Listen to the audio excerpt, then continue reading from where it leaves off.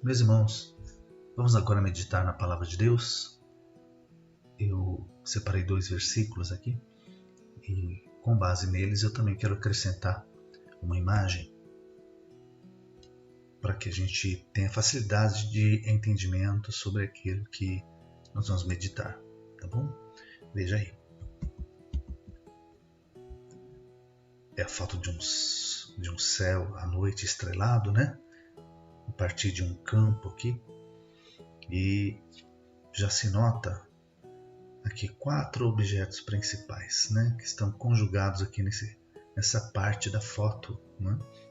E já quero começar a falar sobre eles para chegarmos a um entendimento sobre aquilo que eu desejo falar para os irmãos. Bom, identificando esses objetos, nós temos o quê? Nós temos a Lua, né? Brilhante aqui. Logo abaixo da Lua nós temos uma estrela que chamamos inclusive de estrela da manhã, né? Na verdade ela não é uma estrela, é um planeta, o planeta Vênus, né? Parecido inclusive com a Terra em alguns aspectos, né? Mas extremamente quente, impossível de viver por lá, né? Ele é brilhante assim porque ele reflete a luz do Sol também. E se nós saíssemos da Terra e fôssemos viajar em direção ao céu e olhássemos para trás, a gente veria a Terra assim também. Só que, como a Terra é azul, seria uma estrelinha azulada, né? Tá bom? Como você vê esse avermelhado aqui, ó, né? Esse aqui é o planeta Marte. Isso. Os homens estão planejando uma viagem para lá. Já mandaram um monte de sonda, tem quase meia dúzia de robozinhos andando por lá, né? Um planeta vazio de vida, né? Muito gelado, né? Apesar de não ter gelo cobrindo ele todo, ele tem gelo nos polos, mas ele não tem vida, né? E os homens estão querendo ir para lá daqui a pouco tempo, bem pouco tempo, coisa de alguns querem, já gostariam de ir o ano que vem, né?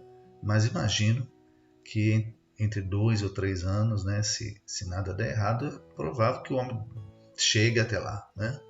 Ok? E mais pertinho aqui nós temos sim, aqui agora uma estrela chamada Espiga, né?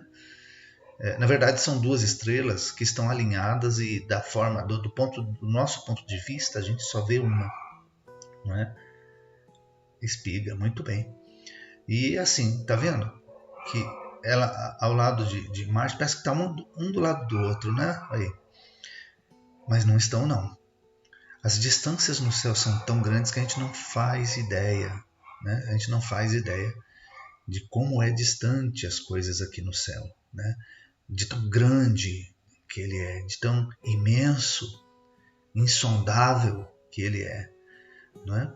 Então, os homens inventaram uma medida para conseguir entender as distâncias do céu, né? E a medida que eles acharam bom seria a velocidade da própria luz, né? A luz, quando você conta 1 segundo, né? A distância entre um segundo e outro, a luz já andou 300.000 quilômetros, né? É um negócio assim, impressionante. E aí então eles fizeram assim, bom, para eu entender a distância que estamos da Terra até Espiga, da Terra até Marte, da Terra até Vênus, da Terra até a Lua. Quanto tempo demoraria se eu estivesse viajando à velocidade da luz, né? A velocidade da luz seria como a gente viajar, irmãos, na velocidade do relâmpago, vai? Certo? Então, vai nos ajudar a ter esse entendimento, tá bom? Então, para os irmãos terem uma ideia, uma viagem da Terra até a Lua, na velocidade da luz, demoraria pouquinho mais de 1 segundo. Né? Então você contaria 1. A hora que você falar 2, você já teria passado da Lua, já teria deixado ela para trás. Então 1,25 segundos, né? A Lua, ok? E para Vênus quanto seria? Bom, Vênus está um pouco mais distante, né? Para chegar até Vênus, a luz ela demoraria 2,3 minutos. Né? Então você vê como que Vênus está muito mais distante que a Lua, né? Ok? Tá certo? O outro aqui da nossa imagem é Marte, né? E Marte está a 4,3 minutos. Né? Então, Vênus a 2,3, Marte a 4,3. Ele está muito mais longe. Né? Então, recapitulando, 1 segundo, 2,3 minutos, 4,3 minutos. Agora, na velocidade da luz, quanto tempo a gente chegaria ali na espiga? Quanto? Sabe quanto? 260 anos. Uau! Do mesmo tamanho. E um está aqui a 4 minutos e outro está a 260 anos. Então você imagina o tamanho dela para estar a 260 anos de viagem à velocidade da luz e aparecer do mesmo tamanho de Marte que está, né, aí a 4 minutos. Não é isso? Ok? Muito bom. Essa é a nossa primeira curiosidade hoje. Mas sabe qual é outra coisa que eu quero te falar? É que, olha só, quando eu digo para você que a luz chega aqui a 1 segundo, aqui a 2 minutos, aqui a 4 minutos, eu estou dizendo para você que isso que nós estamos vendo aqui, né, é a Lua como ela era há 1 segundo atrás. Isso. Porque é o tempo que essa luz demora para chegar até os nossos olhos. Né? Tá? Se a Lua de repente se apagasse, aos nossos olhos ainda ficaria acesa por 1 segundo. Vênus. Tá aqui. O que nós estamos vendo aqui é o aspecto da estrela da manhã, né, há 2 segundos atrás. Porque é o tempo que essa luz dela demora para chegar até os nossos olhos. Ok?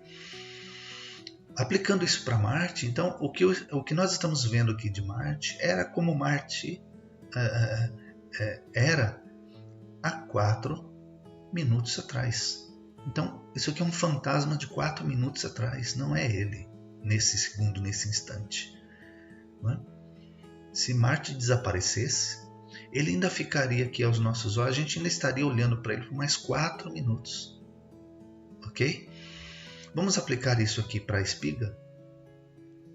Gente, a espiga está a 260 anos. Sabe o que isso significa? Que isso que nós estamos vendo aqui, ó, é como espiga era há 260 anos atrás. Amém? É isso. Se ela desaparecer do céu, essa luz dela ainda vai continuar chegando para nós por mais 260 anos. Né? Ela pode ter já desaparecido e a gente vai continuar vendo aqui. Porque ela só vai se apagar quando o facho de luz dela, né, o último facho de luz dela, viajar 260 anos até chegar aqui nos nossos olhos. Ok? Sabe o que significa? Esse aqui é o aspecto dela no ano de 1761. Né? Era um ano, esse ano, para os irmãos terem uma ideia, uma referência, em 1761, eu pesquisei aqui, Tiradentes, o nosso herói da Inconfidência, estava com 15 anos de idade. Isso. Então, esse aqui era o aspecto dessa estrela no tempo em que Tiradentes tinha 15 anos de idade. Era um adolescente, não fazia nem ideia do que esperava ele à frente. E assim, vale para tudo que está aqui no céu, gente. Tem estrelas aqui que estão há milhares de anos. Né? Então, você vai pegar uma estrela como essas que estão bem próximas aqui, você vai descobrir que elas estão há milhares de anos. Então, isso que você está vendo é o que ela era há milhares de anos atrás. Então, tudo que o céu mostra aqui pode ser que nem exista mais, não é? Ou boa parte dele. Então, isso traz para a gente uma nova visão sobre a grandiosidade do universo, o tamanho dele, né? E essa grandeza toda, eu estou me demorando mais nela, porque no último culto, quando falamos da profundidade do céu e a própria identidade de Deus, eu não pude avançar muito por conta do tempo. Mas, então, o próprio céu Ele, em sua grandeza, onde não tem nem em cima, nem embaixo, nem começo, nem fim, ele é a própria imagem de Deus, que não tem início e nem fim. Compreende? Ok? E lembrando o versículo que tínhamos falado, né, lá de Romanos, está escrito: porque as suas coisas invisíveis, desde a criação do mundo, tanto o seu eterno poder como a sua divindade se entendem e claramente se veem pelas coisas que estão criadas, para que os homens fiquem inesculpáveis, né, ou inexcusáveis, certo? Então, essa profundidade toda mostra que nem tudo é o que os nossos olhos veem, nem tudo é aquilo que os nossos olhos nos contam, né? Aqui eu estou, claro, apontando para uma evidência física, mas existem muitas outras evidências na nossa vida em que nós não devemos acreditar 100% naquilo que os nossos olhos nos contam, porque senão nós podemos perder até o gosto de viver, né? Porque dependendo de como nós estamos espiritualmente, como nós estamos emocionalmente, né? Às vezes um pequeno acidente pode nos parecer uma tragédia, ou uma tragédia não se parecer nada aos nossos olhos, né? E sermos injustos no peso, na medida, né? Porque às vezes não estamos bem de humor e não recebemos o carinho, não recebemos o amor, não recebemos a afeição de um amigo, de um parente, de uma esposa, de um marido, de um filho, de um pai, de uma mãe. Né? Porque a ira, ela distorce aquilo que a gente vê, né? Como também o desânimo. Agora mesmo, nesse tempo que estamos vivendo aí, com muitas doenças emocionais, uma pessoa que tem uma doença emocional, ela tem uma visão distorcida. Não que ela queira, mas é o que lhe parece. E ela tem certeza que é aquilo, porque é o que chega para ela, é como ela percebe o mundo, as pessoas e as circunstâncias. Compreende? Então, eu estou usando esse exemplo aqui para dizer que, como o céu não é aquilo que parece, as outras coisas pode ser que também não, né? Pode ser que numa noite sensível, uma noite romântica, você tenha olhado para esse céu e ele parecia assim, uma coisa melodiosa, né? Maravilhosa, né? Dava para contar poesias, não é? Compor canções só olhando para essas estrelas, maravilhoso. Mas algum outro dia que você não estava com paciência para nada, né? Você nem atentou para o céu, parecia que ele nem existia. Se alguém lhe dissesse: você viu que ontem tinha 4 astros brilhantes no céu? Eu falei: não vi nada. Não vi nada, né? Não tinha tempo para isso, não tinha paciência para isso, estava muito ocupado, né? Então, às vezes, a nossa situação pessoal, ela nos trai, né? Se ela estiver boa, a gente vai ter uma boa qualidade de vida, porque até coisas nem tão bonitas, nem tão profundas, a gente vai ver com paciência, a gente vai ver com graça, não é mesmo? Tá? E dependendo também, a gente vai agir de forma contrária. Então, se corremos o risco dos nossos olhos nos enganarem, então não caminhemos apenas por vista. Especialmente a gente que se propôs a caminhar pela fé, se propôs a caminhar sob a orientação de Deus, certo? Porque quando nós caminhamos pela fé, nós temos 2 olhos para poder ver as coisas. São os olhos materiais mesmo, que todos os homens têm. Mas os olhos espirituais veem as coisas como Deus vê. Como Deus vê, né?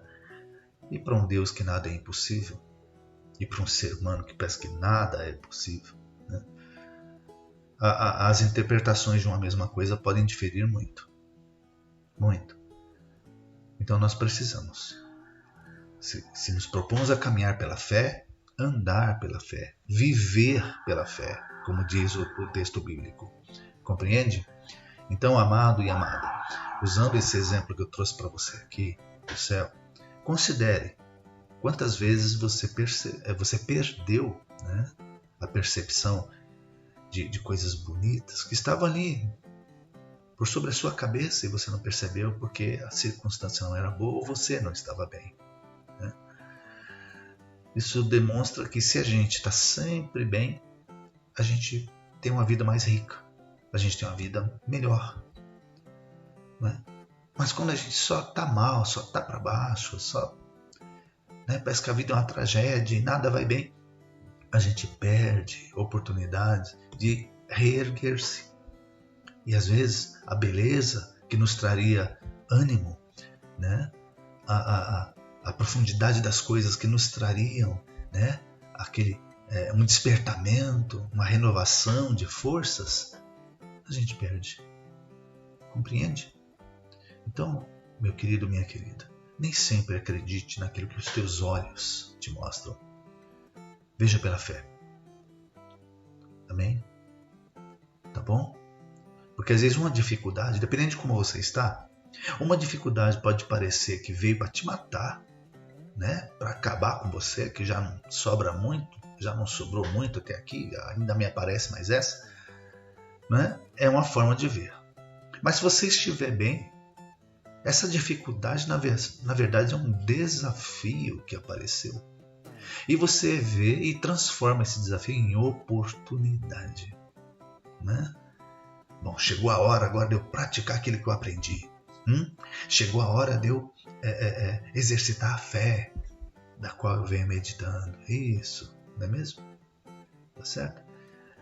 Como é que você vê uma prova na faculdade, uma prova durante um curso, né?